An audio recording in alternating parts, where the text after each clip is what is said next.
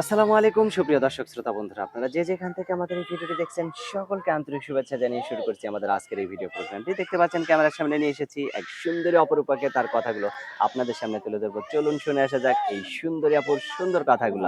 আসসালামু আলাইকুম আপু, ওয়ালাইকুম আসসালাম। কেমন আছেন? ভালো মন্দ মিলাই আল্লাহ রাখছে ভাই। ভালো মন্দ মিলেই আছেন, মাশাআল্লাহ, অনেক সুন্দর কথা। আপনার নাম কি আপু? ঝিনুক। কোথায় থাকেন ঝিনুক আপু?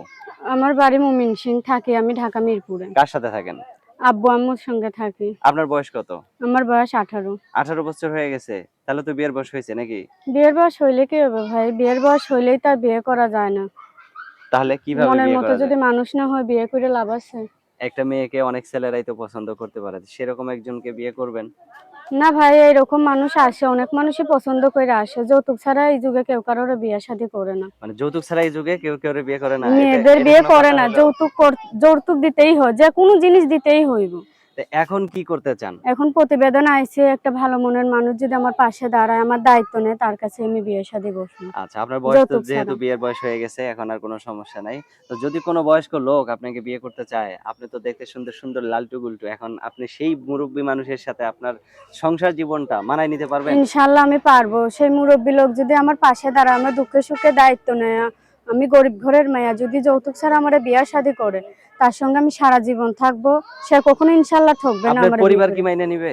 হ্যাঁ, আমার পরিবার মাইনা নিবে, আমি যা বলবো তো তাই আমার পরিবার। আচ্ছা, তো এখন আপনার ভাই বোন কয়জন?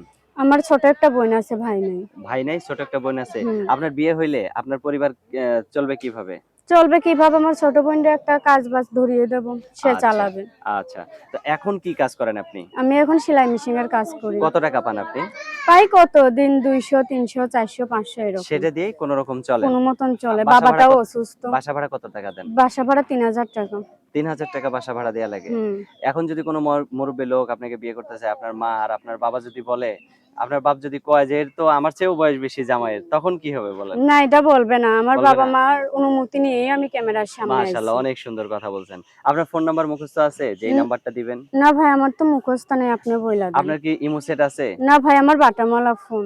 বাটনওয়ালা ফোন? তাও একদিকে ডিসপ্লে গেছে গা। একদিকে। নাম্বারটা অল্প দেখান যায়। আচ্ছা, যদি কেউ আপনাকে ফোনের ব্যবস্থা করে দেয়, ক্যামেরা সেটের ব্যবস্থা করে দেয়, তাকে কি সারা জীবনের জন্য ভুলে যাবেন?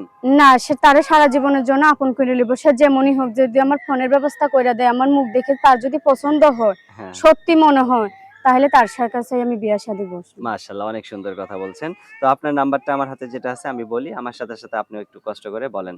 013 013 3টা 1 3টা 1 60 60 174।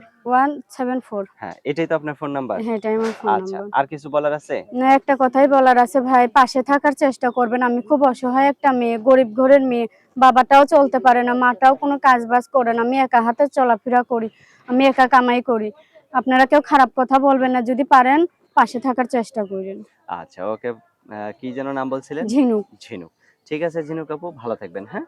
প্রিয় দর্শক, এই সুন্দরী ঝিনুককে যদি কেউ ঘরের বউ বানাতে চান, তাহলে অবশ্যই ভিডিওতে দেয়া নাম্বারে যোগাযোগ করবেন। আর ভালো থাকবেন, আজ এ পর্যন্তই।